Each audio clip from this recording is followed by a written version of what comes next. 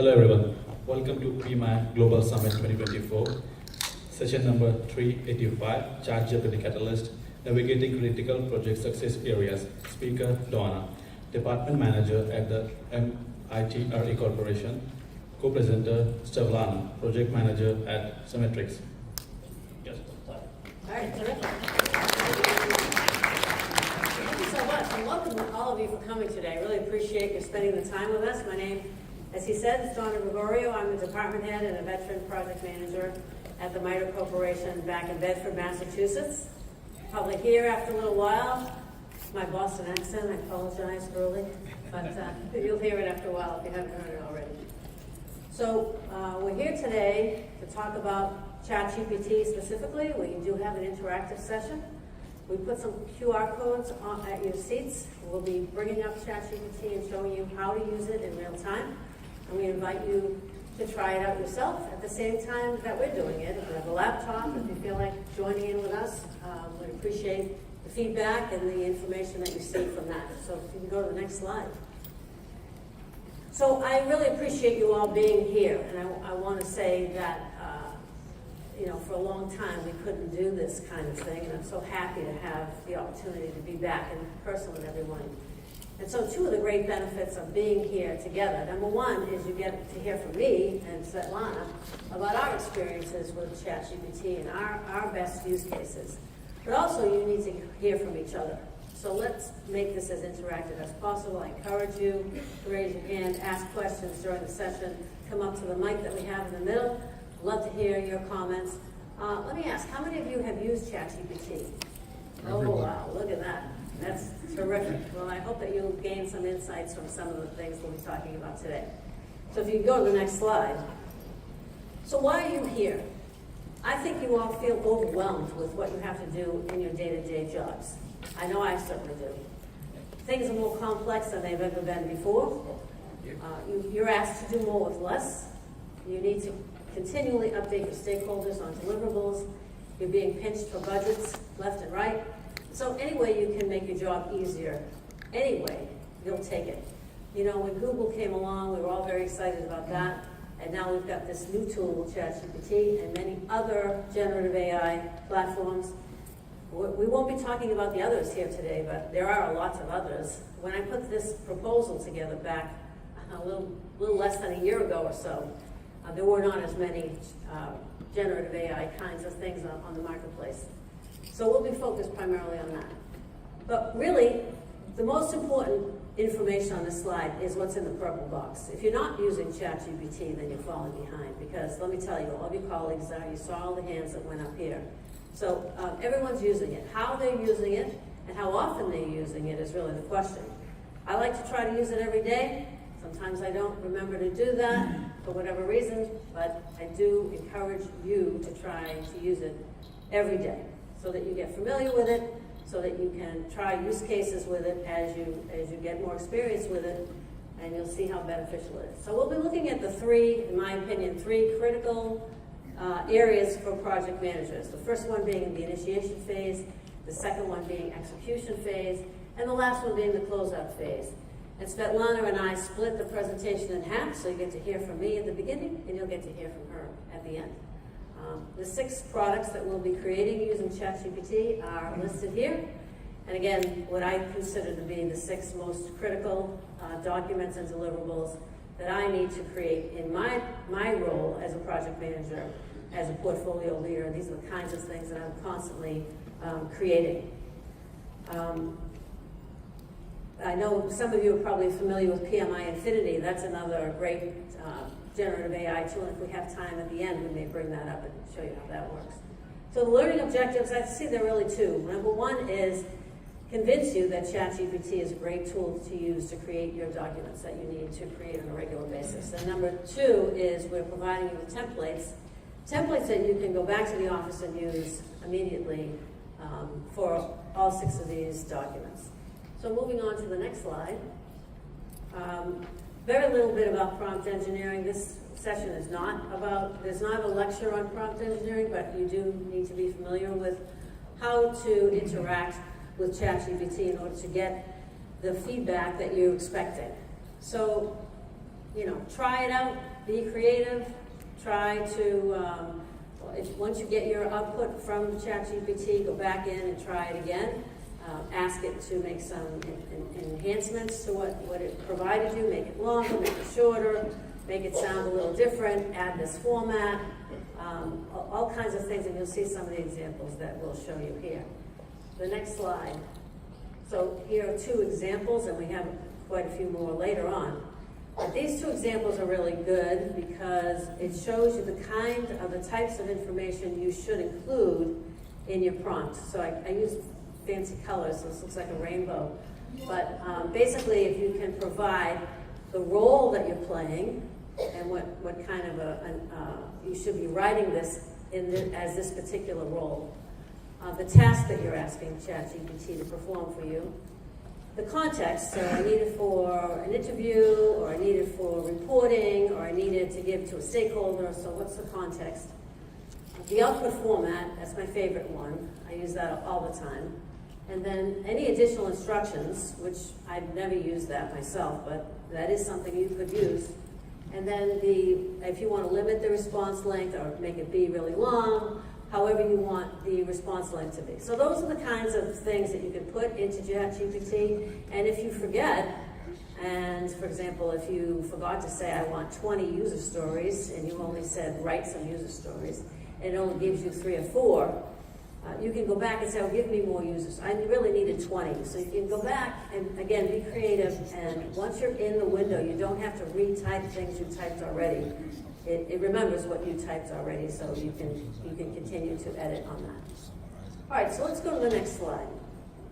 So we have 3 videos from Simon People Sinek. are afraid of AI, right? Oh. Okay, so we have 3 videos from Simon Sinek. I hope some of you know who he is. He's a famous leadership educator, and he has a couple of comments on the use of AI and how it might change our jobs going forward. And so we have 2 more after this, but let's start with this one. Right? And it's not that it's going to take away our jobs. It's that I don't know what's going to happen to them. The fear isn't losing the job. The fear is what's next. And so if we think back, 30 years ago, something like 80% of the jobs that exist today didn't exist prior to the internet. IT consulting was not a robust business, where now it's standard. The narrative isn't your job is going to go away. The narrative is your job is going to change. And I'll give one example. I'll give me, right? So in my world, the writer is king and the editor is disposal. What AI can do is write a bad first draft, unless it's an original idea. So let's talk about a press release. We pay a PR person a lot of money because they know how to write a press release. Right? That's the hard part. And then the rest of us get our grubby hands on it, right? That'll change. That'll change because now ChatGPT can write a bad first draft of a press release. Editor is going to be the hero. And so we're going to replace writers with editors. And so to use that example, that the job's not going away, the balance will shift. I'll give you another example. In the United States, the IRS a bunch of years ago digitized taxes. It used to be you send in the form and teams of accountants read through our tax forms and they replaced it all with computers. And they offered this massive savings. You know how much the government actually saved when we digitized taxes? Zero. Because yes, they got rid of all the accountants, but then they had to boost up the IT departments. Because now all the computers were reading the taxes. The net savings was 0, the jobs changed. They didn't go away, they just changed. The net savings will be 0. You're gonna have to pay editors more. You're gonna have to pay what you used to pay writers. Instead of talking about your job is going away, which is a narrative, we start talking about the new jobs that are gonna be available. I think that gets people excited because, again, they're not afraid of losing their jobs. They're afraid of that there's no job for them. And so we start talking about all the new jobs that are gonna exist, like prompt, editor, all of these things that are gonna happen. It's the uncertainty that freaks them out. So all we have to do is paint a picture of a little more certainty than we have now. So what do you think? Anyone have any thoughts about that video? Someone in the back, yes. I was having that exact conversation with my Uber driver yesterday. Uber's partnering up with Chevy. Uber's going away. All the jobs are going to go away. My IT brother-in-law, he's in banking.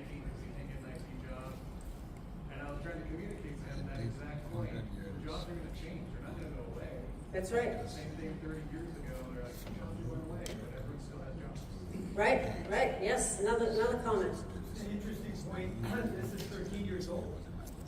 And I think what we're thinking and saying is different than what will actually happen. That's right, absolutely, yes. Sounds very similar to moving from fossil fuels to better stage products. Yeah, it sounds very much like moving from fossil fuels to solar power to some of these other ways of energy, right? I mean, Yes. and someone in the back said they had the same conversation with their Uber driver about how jobs will change and the car and the way to move people around will change. Yes. You know, as an analogy, speaking of the author and the editor, in that equation, the author is the human element. And replacing the author seems to be replacing the human element in the creative process. So, Well, I think that's what a lot of people are afraid of, and I've been to several sessions here today, and I've heard a lot about the human aspect is missing and all of that. You'll see in one of the other Simon Sinek videos, he mentions that again, but that is the one thing that you can't do with ChatGPT today. Maybe in 13 years things will change or whatever, but at the moment, that's the thing, the big thing that's missing. Yes. The reverse side of it is that you can write a bad letter with full of emotion and anger. ChatGPT can remove all the emotion and make it simple Right. and formalize it. Yep, so he said you can write a letter that has all this emotion and anger in it, and ChatGPT can take all of that out for you, which is really great. I've used ChatGPT a lot to draft emails, and that's one of my favorite things. And the other way I've used it is to summarize meeting notes. So those are my two favorite ways in a daily usage that I've found that ChatGPT can really be helpful. Yes. To tag on to that, I do the inverse. I'm known for not having a lot of feelings, so I have to add feelings to my emails. She has to add feelings to her emails. She uses ChatGPT to add feelings. That's good. I like that. That's a great approach. All right, so go to the next slide. All right. People are.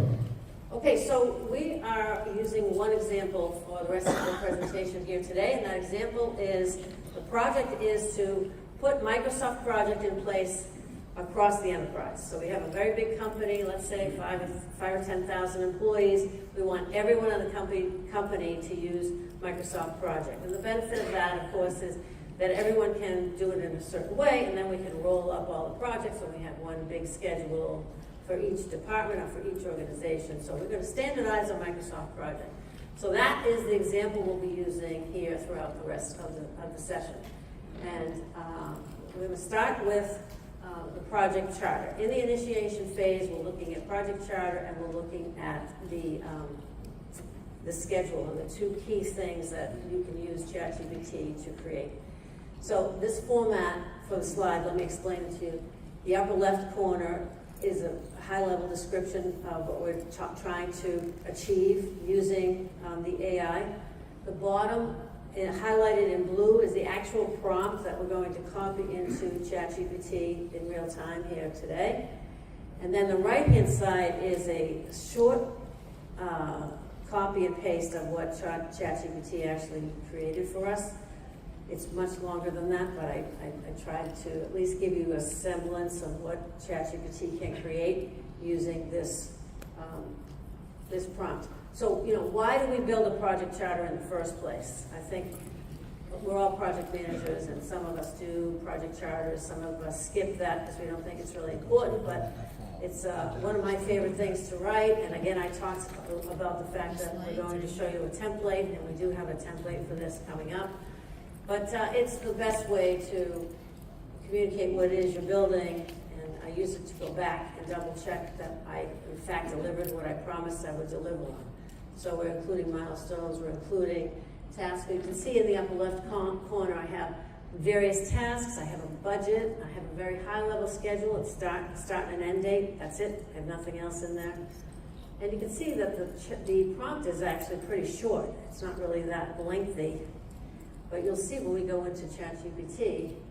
So what Svetlana is doing now is actually copying that blue text, just to Control-C, We have ChatGPT up here. She'll paste it into the bottom. Are you using 4.0 or 3.5? This is, I think this is 4. This is, yep, so here's the draft getting created now. So as you scroll down, you can see it gives you a problem statement. I didn't write this problem statement, it did for me. It gives me a business case, it gives me goals, and as it continues to create it, it gives me a scope. Now I asked for scope, so it gave me that. It gives me this timeline, which it broke out my 4 tasks that I identified. It gives me a high-level budget, team members, not names, because I didn't give it any names, and then it gives me all that information. So you can see how great that is to get started on your project charter. Now, what kinds of things maybe I left out? If you go to the next slide. The next slide shows you the template. So this is the template that I tend to use for a project charter. I actually took a few things out because I wanted to make sure you could read it. I tend to put a few more things in here. So basically, we've got a problem statement, and the words that are in here came from ChatGPT. So we've got a problem statement, we have a business case, goals, we have a timeline, and we have a scope, and we have team members. So, and I added some names to the team members. But you can imagine, you know, when I build a real project charter, I might also include things like what's out of scope. I might actually draw a schedule. I might actually include things like where am I storing my documentation, what site am I putting it on.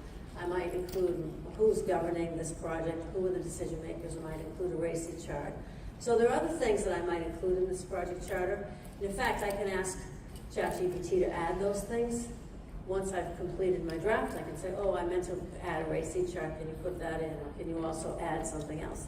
So again, you can go back to what you started with and continue to creatively add things along the way. And that's one of the benefits of using this generative AI tool to help you in trying to put these deliverables together. So let's go to the next slide, and we'll talk about a schedule. So, you know, for me, the schedule is the most important thing that I create as a project manager. And again, what I'm doing here is giving ChatGPT very small set of information, and you'll be amazed at the schedule that it generates. And I think that, you know, when I'm working, I have an overall schedule for executive level management. I have another schedule that basically is the project schedule, beginning and end. And then I have a phase schedule, and within each phase, I've broken it out into details. We use a Kanban board that has dates in it that I can generate a Gantt chart from. So those are just 4 examples of schedules. I'm a big schedule person, and I create them all the time. And this has been a godsend for me to help me get a sense of what dates make sense, what dates should I throw out there. And then, you know, let's get approval from everyone, right? Certainly ChatGPT is not the place to get approval on schedules, but you get the schedule, then you get the approval. So copy and paste this directly into ChatGPT, and let's see what we get for a response from that. So, you know, you can use these prompts back in your office. Again, we have the link and the QR code there. We'll give you not only these slides, but we'll also give you all of the prompts and the templates that you can edit yourself. So you can see that I asked it to break things into phases, because I'm a big fan of phases, phase 1, phase 2, phase 3, etc. So it did that on the left-hand side. And it also came up with days, the amount of days. I didn't do that. It did that for me. And it gave me some of the benefits. I could ask it to prioritize some of these items. I could ask it what's the critical path in the schedule. I could ask that. So there are lots of things I can now add on. I could also ask it to do an agile schedule for me with sprints and all of the things that are involved in an agile schedule. So lots of things that you can add to what you're seeing here today. So if you could go to the next slide. Oh, look at that. Svetlana just said, please do an agile schedule. Right then and there. So let's see what ChatGPT gives us for an agile schedule. Thank you for remembering to do that. I told her to do that, but I forgot to mention it. So it gives you a sprint breakdown. Just by saying, do this in an agile format, it gives you a sprint breakdown. Again, this is a draft, and maybe it's not exactly what you would use or what you would do, but certainly it's a starting point that I think most of us could take and edit this. We've done studies on ChatGPT where I work. We have our own internal version of it, so that we, if people are putting information in that is sensitive, we don't have any issues with that. We found that it improves our productivity by a 10 to 1 factor, which is pretty significant. And you can see that, I think, from some of the examples that we're showing you. So if you go to the next slide, there's an example of schedule. So what I did was I took the output that was in tabular format, and I typed it into a tool that I use called Timeline Maker Pro to create this Gantt chart. But I could have done it in PowerPoint as well. But this is all information that ChatGPT created. So it put these different steps together, and it put the milestones in place as well. And honestly, this is not a bad schedule at all. If I say it starts in June and it ends in December, I think I might have a user acceptance test that's missing, or maybe a requirements definition is missing, or maybe communications to executives is missing. So maybe there's a few things missing. But for the most part, it's really effective and useful. And I didn't have to do a thing. I just typed it into that generative AI tool. All right, so I put this slide together so you can see the prompts all in one place. These are for the two. We have a few more that we'll be creating, but just for your initiation phase, the project charter, and the schedule, these are the prompts. You see they're not very lengthy, and they build on each other. So I think if you did these in reverse, you might have some problems. You have to do the first one first, right? So it knows what project you're talking about. Also, I know ChatGPT knows about Microsoft Project, so I think it did a pretty good job. If I asked it to do something else, like maybe sonar, nuclear, or something other that it maybe doesn't know as much about, maybe it would have had a little bit more trouble with putting this together. But so I'm going to pause there and see if I've got any questions. Yes? Two. The first one is, you mentioned an internal ChatGPT. Yes. How do you do that? Yes, so we have licensing with Microsoft, and we have APIs that so basically we have our own user interface that's on-prem at the moment, and it connects to ChatGPT in the cloud. And so we maintain the information that's being sent, and we check it before it gets sent to the cloud. So there's some checks and balances. I can talk to you about it in more detail later, but it is our own version. We call it M-Chat. The M stands for MITRE, MITRE's Chat. And I know a lot of companies are doing that, like creating their own version of, and one of the nice features, there's several nice features, but one of them is that you can download a huge document and without having to retype it or even copy and paste it. You just upload a document and you say summarize the document, and we'll do that. And we also have different project repositories, and it searches those repositories if you ask it to search the repository. So it does some nice things that the regular ChatGPT wouldn't do for MITRE. And we're always adding features to it that people are asking for. Okay. And follow on, Copilot is native to the Microsoft system. Yes. I've never used Copilot. Why do you use ChatGPT as opposed to, say, Copilot? So we haven't put Copilot in place at MITRE yet. And the reason is because we are a government contractor, and we're worried about our information getting put out into the broader scope of the world. That's why I haven't used Copilot. I think Svetlana has used Copilot though, so she can talk to that when it's her turn. All right? Thank you. All right, anyone else? I thought I saw another hand. Same question. Copilot? Yeah. Yeah, tell me about your Copilot experience.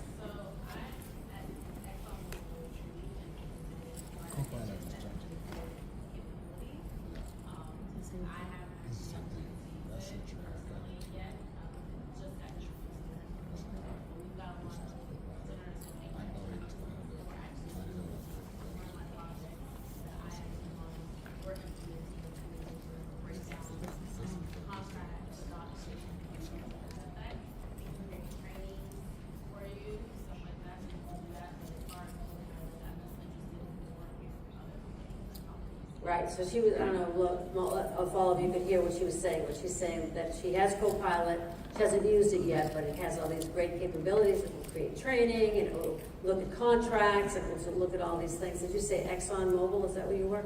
So that's where she's using Copilot. So there you go, there's a great example of using Copilot for that. I think we're hesitant to use it because as you use Copilot, it takes your information and puts it out on the internet, which we have concerns about. Yeah. I use Copilot in my enterprise version so that it will not, it's only consumed within the organization. Great, great. It's not learning from you, it's not using your data. Terrific. All right, so we've got someone who was saying that she uses the enterprise version of Microsoft Copilot. Great. I love how we're learning from each other. Yes, another comment? So the ChatGPT that you were referring to, it's your own micro version of Yes, yes, but it uses Microsoft's ChatGPT to get its answers, yes. Question? No? All right, very good. So let's go to the next section. All right, we have another video by Simon Sinek. Let's check it out. I think we have to be realistic about technology. Technology is not necessarily a good thing or a bad thing. It's like money is not a good thing or a bad thing. It's how we use it. And there must be balance. All technologies that we're talking about can support relationships, but they can't replace them. It's like when Facebook became a thing. You know, it doesn't replace the relationship, but it allows us to maintain relationships internationally, for example. Or stay up to date with what friends are doing when we don't talk to them every day. But if we only rely on digital relationships, then we actually increase loneliness.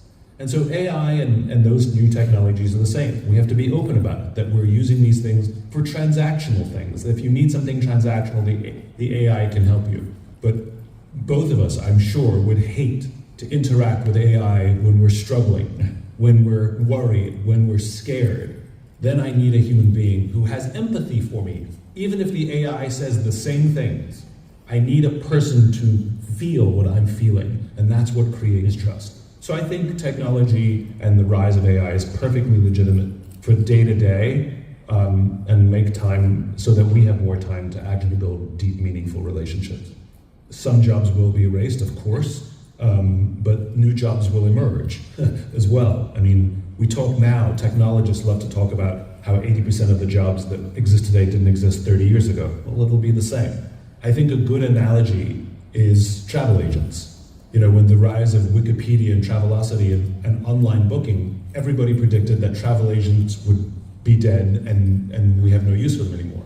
Turns out there's tons of demand for travel agents. They call themselves travel advisors now because people want a human relationship to help them book a trip and who understand their family, not simply just buy tickets. It's the same thing. You know, technology allows somebody to just trade stocks or buy bonds if they want, but not somebody who can understand and help them manage a complicated system, especially when we're not sophisticated financial people ourselves. Very, very sophisticated people like to do it themselves, but most of us aren't like that. So I think the human relationship is here to stay. All right, thoughts on that? Kind of what we were talking about earlier, that it can do a lot for you, but the human relationship is really here to stay. So I love that. So let me keep going, and we'll move into the execution phase. So in execution, we're going to look at how to build a user story backlog and a status report. We're working on the same project again now. We're still talking about putting Microsoft Project in the enterprise, and we'll see how we could use this product to create a user story backlog for us and a status report. Status reports, which of course are things we need to do a lot of, so how great would it be if we had someone to help us with that. So let's go to the next slide. So user stories, requirements, you know, depending upon what kind of a project you're working on, they're similar. It tends to be a lot of them. Project I was on recently had over 100 user stories. Some other projects I know of have thousands of user stories. So trying to create all those can be a struggle. So the benefit here is giving ChatGPT a format And we love giving that format in place so that we make sure we get a good output. And we'll copy and paste that prompt right into ChatGPT, and we'll see what we get out. All right. All right, so it's giving us 15 user stories, and it's putting them into epics for us, which is really nice. So very conveniently showing us how to do those in the format of I want to so that I can, which is a standard format for user stories. If you were doing requirements or something else, maybe your format's slightly different. But you can see, even using a small prompt, that ChatGPT or Microsoft Pilot would be able to really give you a robust set of user stories, and even at the end, I believe it does some prioritization of those user stories as well. And you might say, well, how does it know what my priorities are? Well, it doesn't. It's just guessing based on, what it knows. So it's trying its best to give you some sort of prioritization of those user stories. And again, if you wanted to go in and edit this, so you could say, I need some user stories specifically about data that maybe is missing. Or you could say, I need some user stories to talk about a training program that maybe you left out. And so it can include those even after you've completed this. And if you had too many, or if you didn't have enough, or if you need to hone in on a specific area, so you could spend all day just going back and forth with this and trying to get a better version of your user stories. And the more you do that, the better off you are. So the next slide is an example of a template that I use to formulate user stories. So in this case, I have a project manager persona on the left, in the left column, that has a certain set of responsibilities. And then in the middle, we've got the pilot member, because we have a pilot group that's starting out to try this. And then on the right-hand side, we have the employees who will actually be using the production version of Microsoft Project. And in some cases, as you can see, they have similar user stories in this case, so we may want to go back and make some enhancements to that. But I will say that the use of the user stories is a great way to launch your status reports, which is the next thing we're going to look at, and Svetlana is going to take over in a moment. But I wanted to say about the status report situation. I know I had an example of a situation where I know of a PMO that's all they did was user stories. So you need to think about, in the execution phase as a project manager, what kinds of things you need to be doing in order to advance the project. So you should be putting task plans together. You should be assigning deliverables to people. You should be tracking schedules. And of course, you need to be doing status reports. And this PMO that I worked with, that's all they were doing was status reports. So they weren't really driving the mission success of the project, and they ended up losing, there were 6 of them, and they all ended up losing their jobs because they became really irrelevant to the program. And when there was a budget cut, they needed to cut some people, and they wanted to cut the people they felt were not as critical to the project's success. And so it turned out it was the PMO office that got let go. So I want to emphasize the fact that you do, as a project manager, need to make yourself as irreplaceable as possible. And just by doing status reports, that's really not good enough. You should need to be doing these kinds of user stories. You need to be assigning them to people, and you need to be tracking budgets and tracking schedules. And there's so much involved in project management. I know you all know that.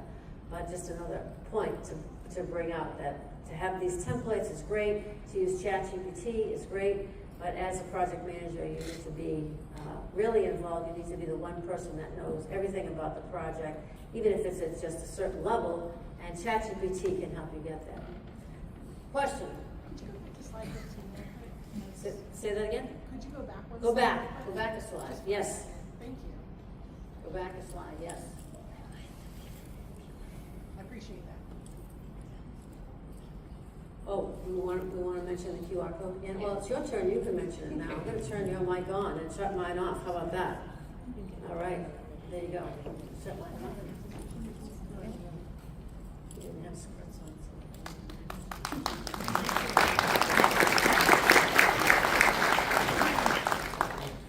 So just to to mention that you make pictures of the slides you can download through website, all the slides and presentation.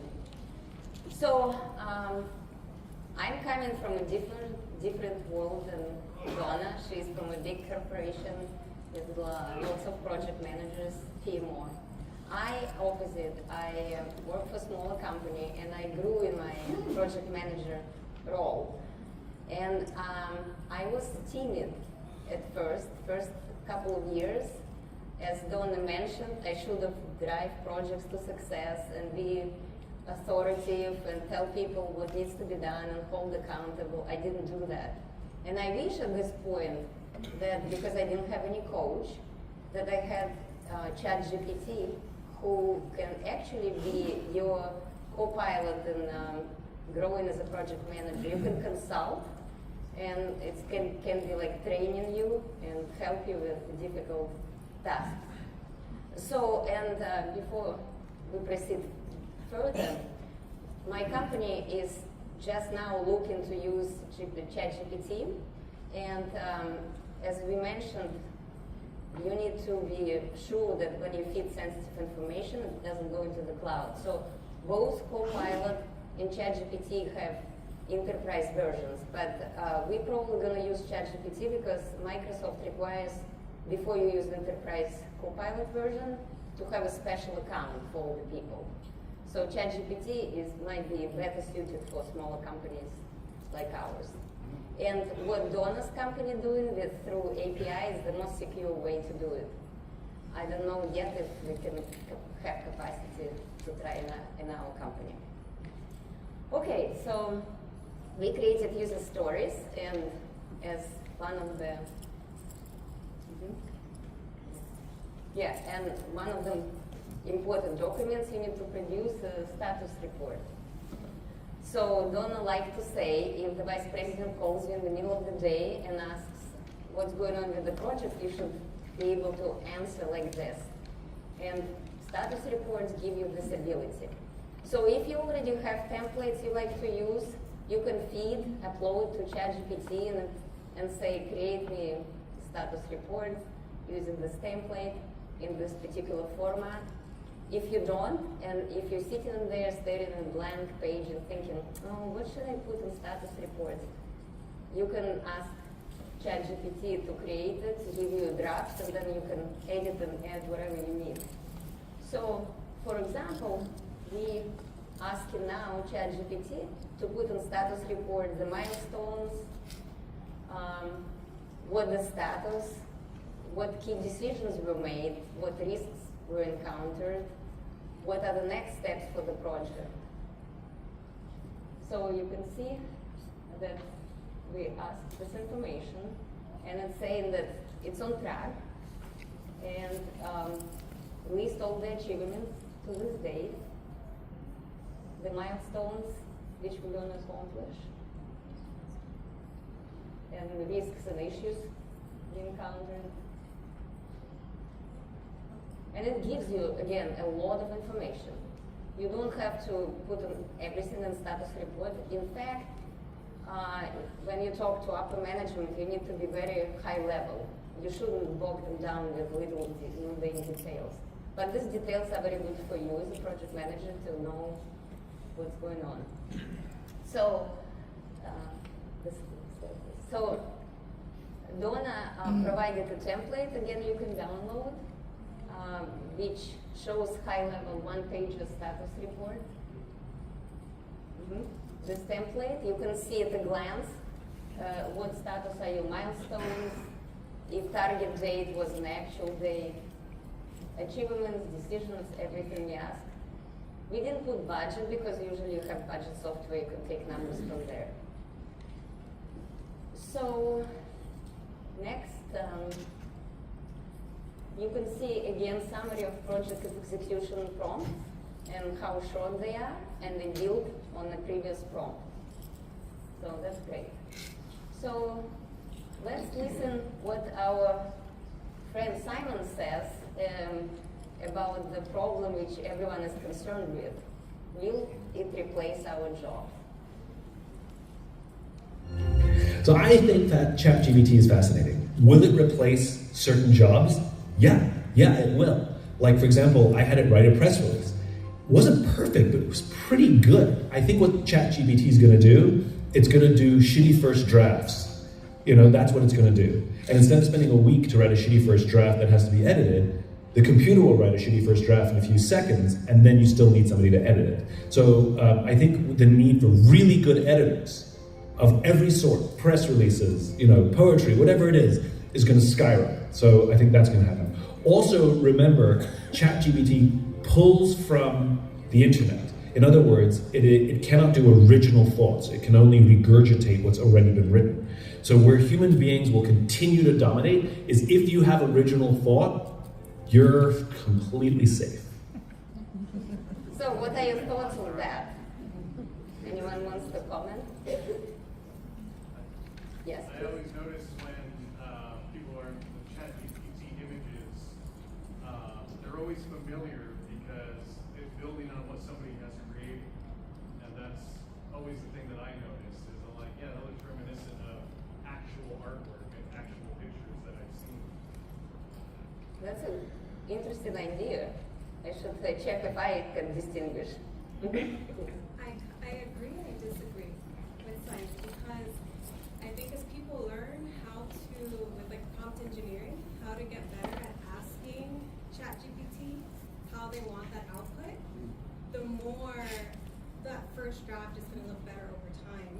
And the second piece is you can tell ChatGPT, I want you to use the data that you were trained on, or I want you to go out and look at resources, and you can point them to specific resources that you want it to refer to produce outputs as well. So those first drafts are going to be more, I think, refined than what we're seeing right now. Interesting thought. I have a kind of separate question, apologies, but I keep seeing this word in the prompts like pragmatic, right? Is that like a magic word, in there? 'Cause I wasn't expecting to see that. Why pragmatic? Yeah, I don't know if I would say it's a magic word, but I did notice that word was used in several of the training materials that I saw on prompt engineering. So I used that word a couple of times. Very observant of you to notice that. What was the word? Pragmatic is the word that's in several of the prompts. That's a really good catch that you noticed that. I'm impressed. You got good eyes. Yeah. It seemed, I don't know if it helps, but it seemed like it gave me a good list. So I stuck with it. I don't know that I would continue to use it and use it every time, but I did use it here a few times. Thank you. Yeah. Two thoughts. One, AI hallucinations will probably always show the way for human editing, as Sinesh said. And then also, for words that you might be repetitive, regurgitated from ChatGPT, do you use like I don't even know what it's called, a dump prompt to say don't use these phrases or these words? Good point. I have one I put in every time. That's a great idea. So the question is to tell ChatGPT not to use the dumb Specific words, yeah. Specific words. Phrases, yeah. Yeah, I haven't tried it, but it's a good idea. Excuse me, this gentleman. Yes, you can also develop your writing style, and like I have a prompt that is my writing style, and I always copy that writing style, which is an instruction. Use my tone. This is the way I write. I write in this way. I am fun, and I use this kind of verbiage. This is the kind of words. Oftentimes, you put words like tapestry. Say, please, like you said, do not use tapestry. But eventually, you can feed the ChatGPT your tone. Say, this is my writing style, and we follow it. So, the gentleman was saying that you can train ChatGPT to use your own voice, to avoid certain words and to use certain words as mimic your style. I think What is your workflow to get it out of ChatGPT? Because I noticed when you copy and paste it into Word or emails, it's formatted with asterisks and hyphens. So, is there automations or other? when you press copy button. Yeah. The hack is just you highlight and right-click copy, then it will use the normal format without asterisks. Not necessarily. It will use sometimes, but it also comes out highlighted gray. And so you have to use the copy button at the bottom, or it comes out formatted funny there as well. Good tip, that's a good tip. Use the copy button at the bottom. But even then, he's right. It still comes out with the asterisk Well, and stuff, and I haven't found. But that's what I hashtag. if you highlight and copy it manually without pressing the button, it should be better. But that's what I experienced. You paste text over. Yeah. Yes, I like that ChatGPT creates the content that you can put in the status text. But I'm wondering, do you know, does ChatGPT have the ability, or is there a tool that you know that has the ability that can automatically create a deck? That would be nice. So there's a tool called Presentation with a Z that does this. There's a few other tools as well, but I've seen Presentation. It's pretty awesome. So there is some tools like Presentation with Z, which helps you to create the deck instead of you using prompts. Yes. I use Copilot for decks all the time. It creates pretty good decks. I mean, it's, like he said, it's a pretty decent first draft. You have to go back and edit it, but I don't know about anybody else that does a lot of safety moments. If you have to add safety moments into your decks, it does a really good job with those. Safety moments? I'm talking points too. You start out a meeting by talking about a safety topic, whether it's mental health or ergonomics or job site safety. Then we'll go to ChatGPT also gets data updates, right? It gets up, so if you put a prompt today and put a prompt 3 months from now, it might give a more refined answer. Is it possible? Yeah, it's actually every time we put it in, it gives slightly different. Yeah, that's Everything. That's a great idea. I haven't tried that. But it does update. It has some data update dates, right? Yes, yes, So if we ask, its knowledge is a machine learning, so its knowledge base keeps on expanding. yes, So the more user it has, the more frequently it updates. yes. Yeah. All interesting thoughts and points. I was just curious, for your prompts, do you ever have to tell it to not make stuff up? You can ask if you pull from directory of existing documents, it will get the real data. Yeah, yeah. It will not make up. One thing to answer the gentleman's question, one thing you can do when you're asking it to generate output is to, at the end of the response, ask it to give you the resources that it used, so that you can also confirm that it didn't in fact hallucinate. That's good. It's That's fair- a great idea, asking for the resources. It's a great idea. And it's fair to say that sometimes the references are wrong. And so you need yeah. to check. And when you question it, we say, I apologize, I'm still learning. Yeah. So verify the facts. They are not 100% accurate. It's just a guide. Okay. There's another ChatGPT called Perplexity that gives you sources when it gives you output. Oh, so Perplexity gives you sources, so you can verify everything. Well, great conversation. So let's move to closeout phase. So what you can do all kind of activities like reassigning people to new tasks, leave some people to support rollout phase, close stuff with vendors, notify about closing projects. But one of the interesting outputs we thought to outline here is communication, rollout plan, and lessons learned. So it's very important when you roll out new software or product that you communicate with the right information to the right people with the right channels. Let's do next slide. And you need to announce rollout date and why this project was done, why people need it. And you need to provide them all training with different format. You can do announcement on your company website or via email, wherever you can specify in ChatGPT to create in the format you want. So we want to write a communication article to people to say that on this particular December 15, we're rolling the project. That's where you can go and get your training, where you can find more information, and whom to report the problems. So we're going to copy and paste it again, and remember we're using the previous prompt.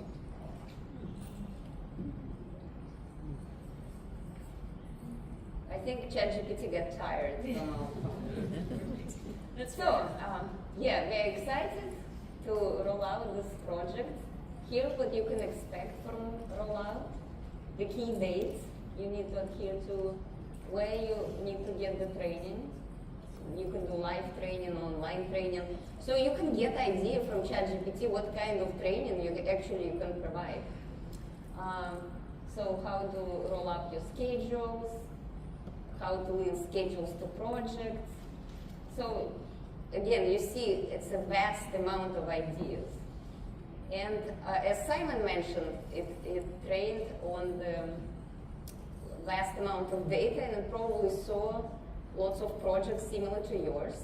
So it will give you ideas for your project from some other projects to use. It's very good. So in the next slide, you will see the template showing the compressed output, which says about the rollout, training, and where to report the problems. So who is doing lessons learned or post-mortem in closeout stage?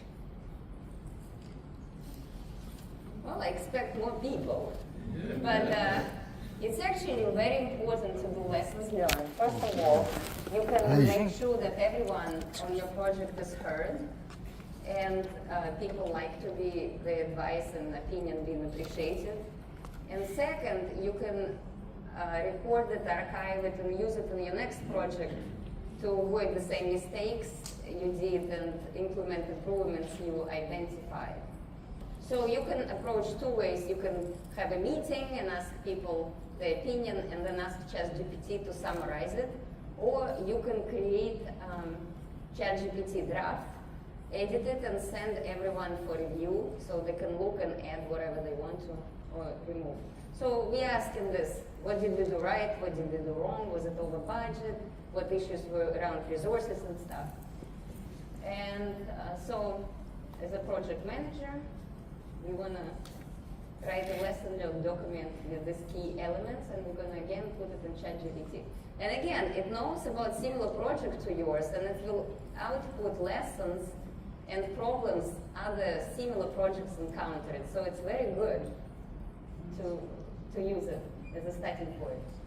So it says a lot of things what we did right, which is good, and what can be done better. So we're just coming out with ideas for you to use and how we can improve planning in the future. And then we take this information, edit it, and put it in a nice template, which we are providing you in the next slide. So you see, again, how many information it gives you. So I think we can move to the slide. Okay. It will go forever. Yeah. What was wrong and what was right. You have a lot to say about how bad you were. So Donna likes to use this format called rose-bud-thorn analysis. And Rose says what was right, but potential opportunities you identified, and thorns, what were the bad things. And when you archive it, when you plan next project, you can use that as an input to incorporate in your planning documents. Avoid these bad things, and use this potential and opportunities. Okay, next slide, please.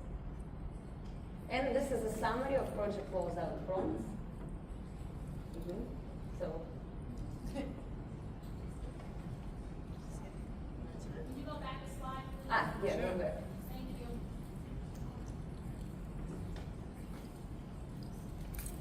Yeah, we're getting close to time, so we may skip the next video and just go Yeah. to our closeout. We want to Yeah, he's saying that the work should reward initiative, not adherence to the rules. So even if you don't do it right, but you should be always creative and show initiatives and interesting ideas at your work.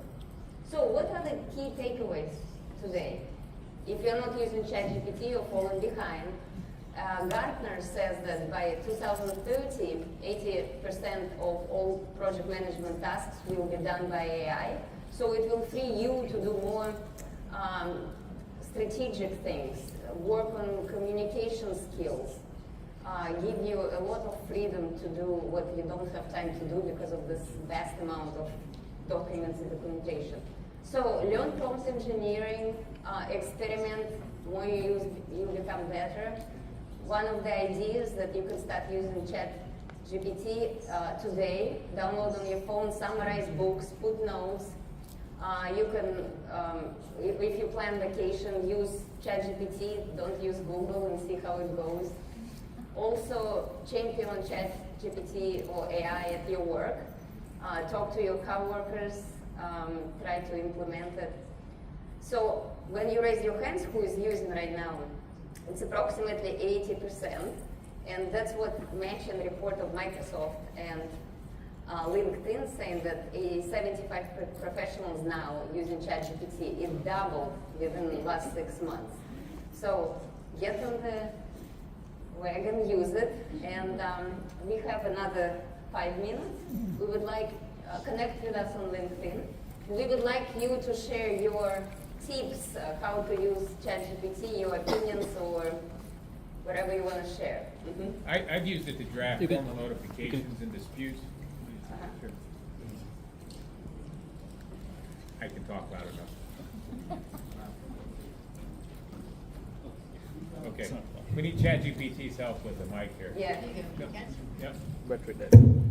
So I've used it to draft formal notifications and letters of dispute with customers. And so I typically will take and upload a series of communications that we previously had. I'll summarize my points and I'll say, please draft a formal response to these people.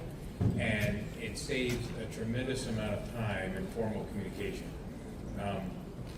So that's the primary means of assisting in communication that I've used it. I have not found a smooth way to use it in like project analysis yet. That's my view. I always use thank you though, so when Skynet takes over, it remembers I was polite. That's a good. I was going to develop an operational manual for a residential treatment home, and it was 637 page document. So it's supposed to take me about 6 months, but with ChatGPT, I was able to do it in a couple of weeks because I understood the regulation and what is required and what we need to do. I was able to produce a result. I presented yesterday all my graphics. I used Copilot for all the beautiful graphics I used, and they can do a whole bunch more. Even I developed a curriculum for our Innovation Academy in my agency. I work for a government agency. I developed a curriculum. The first thing I did was to go to ChatGPT, tell what we are trying to do. Give me some idea where they are doing similar things and some idea. It brought so many ideas. It was the baseline for me to develop the curriculum. A way that I've used it, I was interviewing for a role, I'm a senior manager for a director role, so I wanted to exemplify, I needed to change the tone of my resume on LinkedIn.